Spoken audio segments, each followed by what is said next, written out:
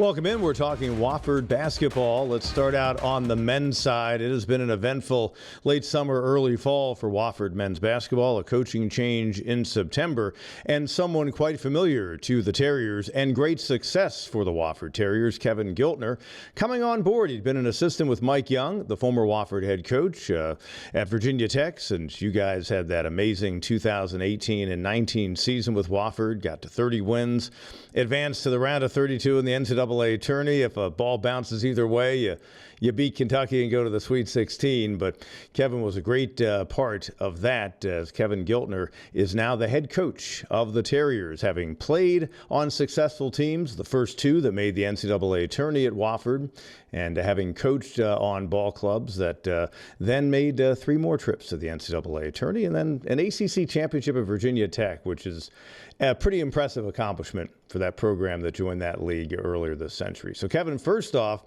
the transition into becoming the head coach when in early September you were getting ready for the season at Virginia Tech. Things happen at Wofford. They give you the call. I thought it was interesting at your news conference how you reacted when you got that call. Kind of take me back through that process. Yeah, again, no hesitation on my part. I don't care what the timing was.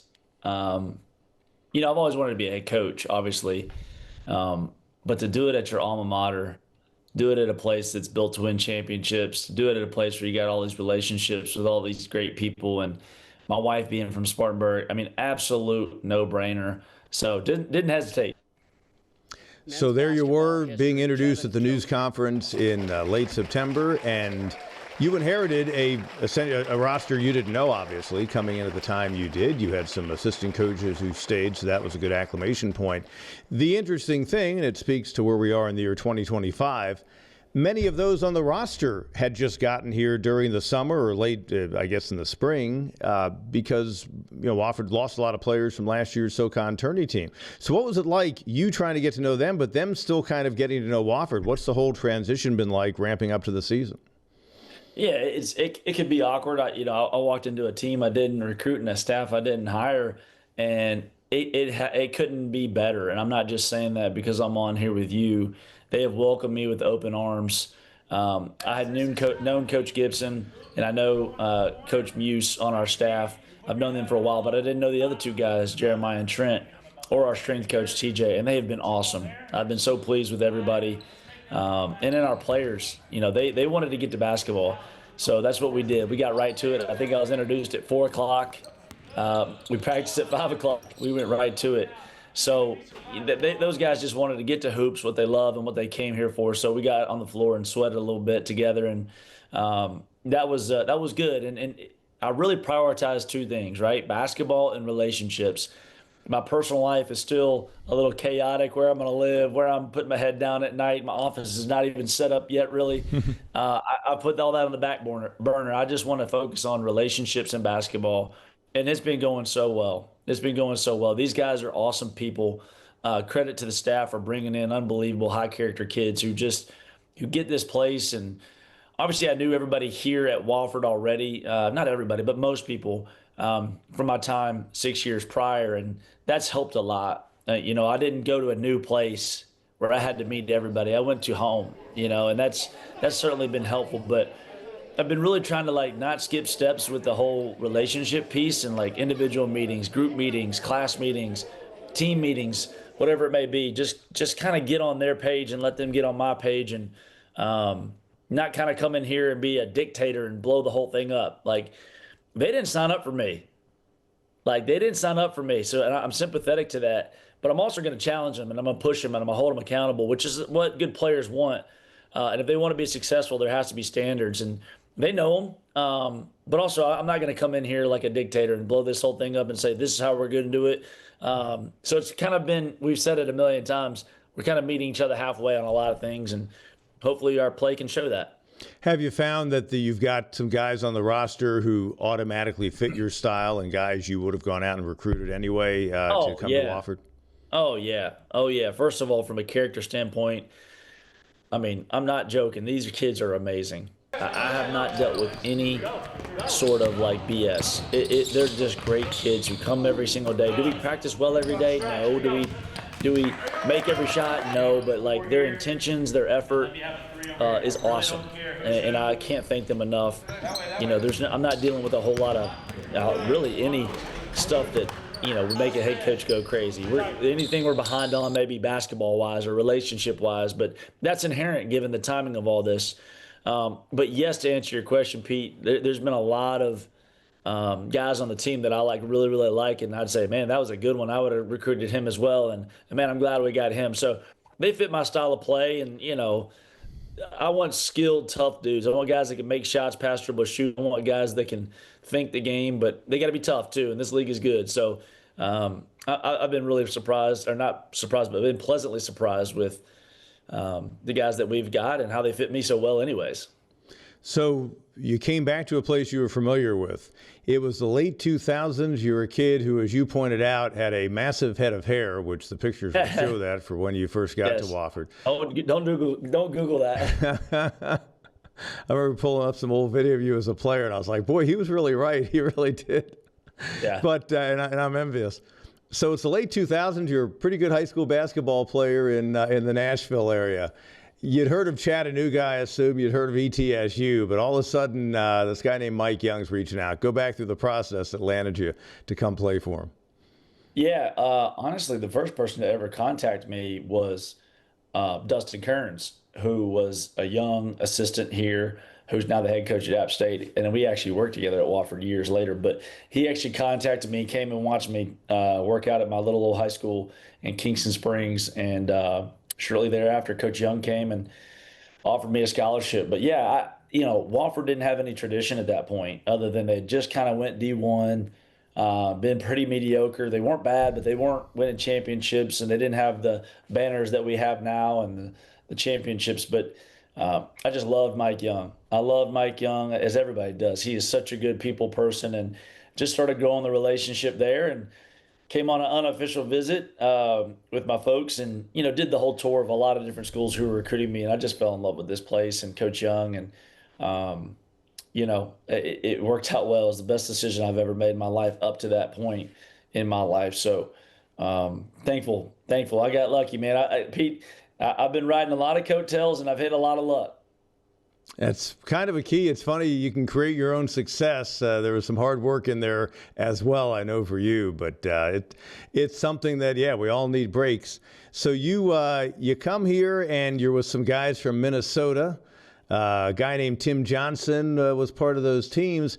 What was it like fitting in? And once you got there, and again, Noah Dahlman had come down from Minnesota. A couple of his friends who he'd played with up there joined the program probably within a year of when you got there. What was it like acclimating to the college level?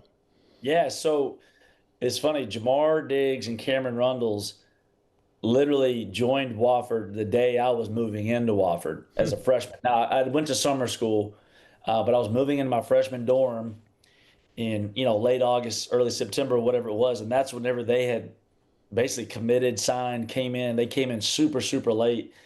So we actually played my whole tenure together. Well, I'll take that back. My senior year, they weren't there, but we played 3 years with those guys. And those Minnesota guys, they changed the program. Obviously, the Junior Salters and the Tim Johnsons and the Brad Losings, who was my roommate. And I could go on and on. I'm missing a couple people. But those guys changed this program. I was a very small piece of those championships that we won my sophomore and junior year, but those guys were massive pieces and basically put this place on the map. And, once you win a couple championships, things get better and more attractive, and now you get other people. And then we had the other kids that won championships from Minnesota, but we've had other kids from all over that have won championships. Like Florida's a great place for us as well. But obviously our state of South Carolina is a massive, massive area for us recruiting. But it's funny how they just kind of, these couple guys from Minnesota came in and kind of changed the program, and now we've got guys from all over the world, quite frankly. You lose a 4-point game to Wisconsin in Jacksonville in the first ever NCAA tourney game, which so close. Had to go out to Denver, and you fell against BYU. But if nothing else, that was beneficial because a kid named Eric Garcia lived in that area, came and watched you, and he'll tell you that that was a big tool to get him to come to Wofford. You go away and play professionally in Iceland a couple of seasons after that because you finished up a year after. Your last year was a year after the BYU NCAA tourney trip. Then you come back. What was it like putting together now, being an assistant coach, and you were part of 3 NCAA tourney teams, and again, that great 2018-19 squad. What was it like being an assistant coach of your alma mater, and what did you guys do to kind of get it back to the level that got you back in the NCAA tournament, winning SoCon titles? Yeah, I think it was easier for me to come back because of the same reason it's easy for me to come back now. I knew a lot of people. Obviously, I knew Mike Young, and I played for him. So to join somebody who you love and trust, and you know his system, and you know how it works, that was beneficial and kind of jump-started my career. And I'm so thankful that I joined back with him, and I rode his coattails ever since. I never wanted to work for anybody else unless it was myself. And lo and behold, that's how it happened. But there's definitely an adjustment. There's definitely an adjustment going from player to coach, and I was coaching players that I had played with. So that took I had to have a clear divide. Like I can't come out and hang out with you guys anymore on the weekends and stuff. I'm your coach, but also I could also be the liaison between maybe what they're thinking, what they're feeling, what's going on in their life to the coaching staff. So I was kind of the bridge between those guys. And as I got older, progressed into new roles and took on more responsibility. And coach is great. He lets us all have a voice, and I'm so thankful that I was able to come back and work for him because he knew who I was and he knew my strengths and my weaknesses, and I trusted him to the world and back. So again, I feel so lucky to have the career path that I've had. And again, a lot of the great principles you learned under Mike, you've adapted in your own coaching style. I know we can look forward to your teams playing really good defense, being efficient with the basketball. And it's an exciting time, and perhaps you're beginning another era right here, Kevin, as things get going for you. Another great era of success for Wofford. Would love it. Would love nothing more than to be here as long as they'll have me. I love this place. I truly do. My wife's from here. This is truly home. That's a cheesy coach chat type of thing to say, but this is true for me. And I know people know that, and they're going to see that in the way that I work, and they're going to see that in the way that I invest in this place because it's done so much for me. So yeah, I'd love to be the picture of stability and be here as long as Coach Young was here. That was amazing. And have just a little bit of the success that he had, I would be lucky. So I know this. I'm going to do it the Wofford way, and I know this is a unique place, but it can win big, and I'm excited to get going. Kevin, thanks so much. Great visiting with you. When we come back, we're going to talk Wofford women's basketball with Jimmy Garrity. That's coming up after this. Awesome. Thanks, Pete. Welcome back. Now let's talk Wofford women's basketball. Over the past decade, roughly, Jimmy Garrity has built himself a program with the Wofford Terriers. And you're talking about a team that since moving to Division I back in the late 90s had never really enjoyed any type of success. But he made the trip up I-85 from Anderson, then Anderson College, where he had success there, and has really made Wofford a contender in the SoCon. So, Jimmy, welcome. Thanks for coming on board with us. And let's kind of go back to your beginnings in hoops. I guess on the collegiate level, UNC Wilmington's a big part of your background. You went to Elon. Yeah. And what got you from UNC Wilmington over to the upstate to first become an assistant coach at Clemson back in 12 and 13? Yeah, well, at UNCW, my wife and I moved there from Kansas, where she was the women's head tennis coach, moved to Wilmington to kind of start up their program. And I was involved in athletics and always had a passion for basketball, and became really good friends with Brad Brownell, who's now at Clemson. And we used to eat lunch and hang out together. Our kids were the same age. And we used to talk basketball a lot. And when he got promoted to head coach on the men's side, he asked me to join his staff as basketball operations, and jumped at that opportunity and forever grateful for that. And then so I was basketball operations with both the men and the women. And Coach Hancock with the women gave me my first opportunity to be on the floor, and that's what I really was my passion for. So very thankful for both of those two for opening the door for me. And we had some really good years at UNC Wilmington that brought me to the upstate at Clemson, roughly, I guess, 14, 15 years ago.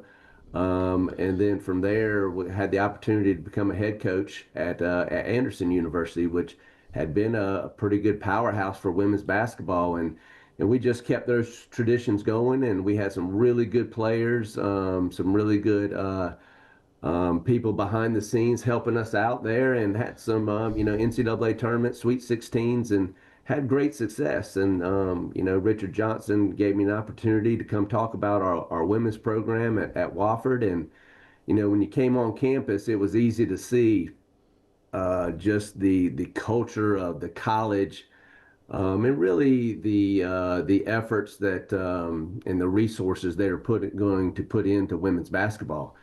And so, shoot, Pete, that was 10 years ago, and it's hard to believe it's been that long. Somebody asked me just a couple of years ago, like, "Hey, how long have you been at Wofford?" And I'm thinking, like, I don't know, it seems like about 4 or 5 years. And Yeah. God, that was a year like 8. And so, year 10, we've worked really, really hard on building the culture.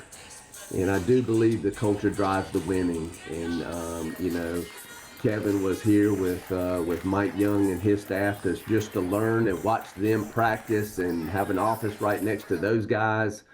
Really helped me out tremendously, as a head coach at the Division I level. But we've got good players. We didn't take any shortcuts recruiting, and we still believe that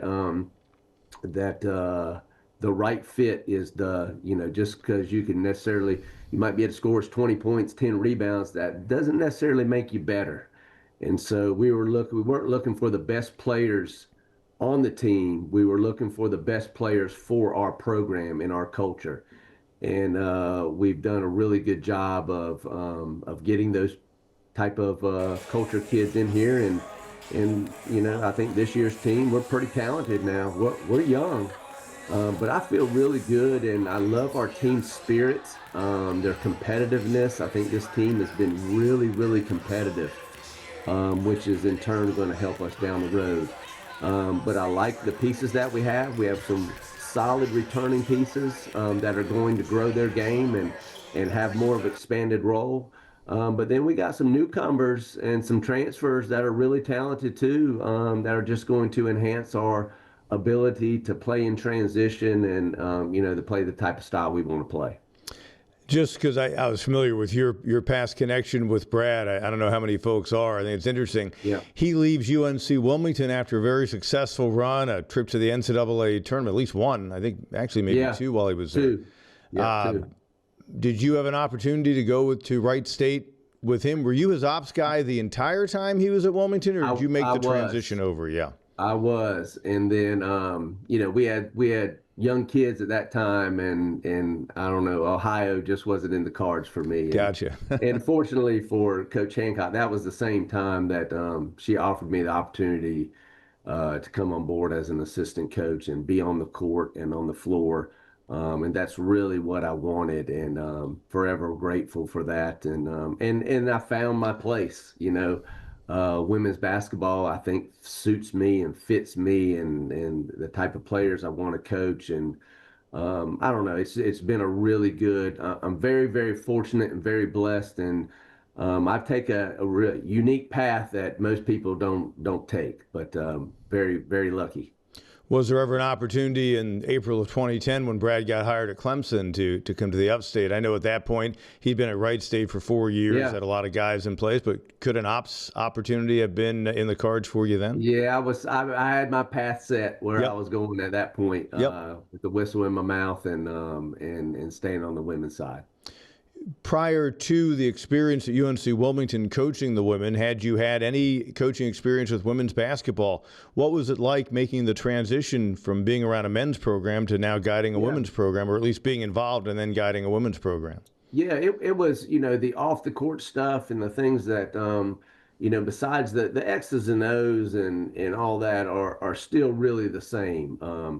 Obviously, the guys play above the rim, so that part is a little different. But it was the personalities that took a little getting used to. But listen, I had my wife Jenny's been a head women's tennis coach at some really good schools for 18 plus years, and I hung around her team and learned a tremendously amount of knowledge from her on how to coach women and to treat them. And it's been a blessing, and I still lean on her a lot. But yeah, it was a little bit of a transition to get used to that, but it just again, it suited me. You go from a league that was then known as the Colonial to the ACC. Yeah. What kind of adjustment was that in terms of that time at Clemson, getting used to kind of that level of women's hoops? Yeah, it was a jump, and it was that particular team, managing the personalities on that team. We had some really good, talented young players on that team, and some good returners. We didn't have the year that we wanted to have, so I felt like the mid-major route, and so fortunately for me, Anderson happened to be right down the street, so I had known I'd been on their campus before, and I had known their tradition of what they had, and Anderson had actually beat Clemson women's basketball, so I knew they were good, and I knew they had good returning players, and me and the AD hit it off well, and it was a great stepping stone for me to become my first head coach job. Got a lot of support there. The template for how you wanted to have your women's teams play, in terms, and at Wofford, you run a very disciplined system. You've had some very talented players. You say they've fit what you do. You've had some phenomenal players come through, but not necessarily the kind of team that someone would envision as having a superstar or two. They all seem to work in. But where did you establish that kind of template as to what you wanted to see your teams play under? Well, just the roots that I had, coached under with Brad and Coach Hancock, the grittiness and the toughness. That always sticks out to me. I think we always want to get a team that plays loose. I think, when we first took over the program, we did not have a winning tradition. It wasn't that we had bad players. They were just, to be honest, they were used to losing, and losing seemed to be okay. And we just flipped that culture, and we, positive, and they really want to be coached. And you know what? Losing's not okay. Mm-hmm. It goes into your college experience. I don't want anybody to come to Wofford and not compete for a championship. I don't think that's a good experience. But we're going to do it the right way with positivity, and really the culture piece is really just what we hammered. And then, you had on that team, you had a Chloe Wannick, who turned out to be a superstar. She's going to be inducted into our Hall of Fame here in a couple of months. And just to see her path, and, for that first team that I had, I'm still really close with all those, and I still keep in contact with that entire team, and mainly those 5 seniors.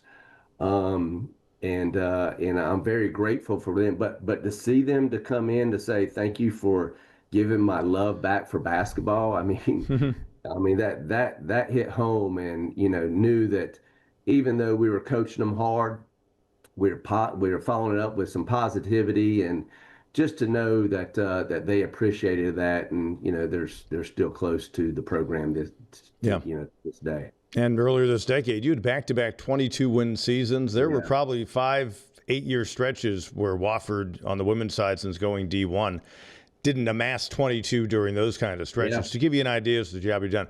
Final thought, everyone says being a head coach is great until you got to call your first time out.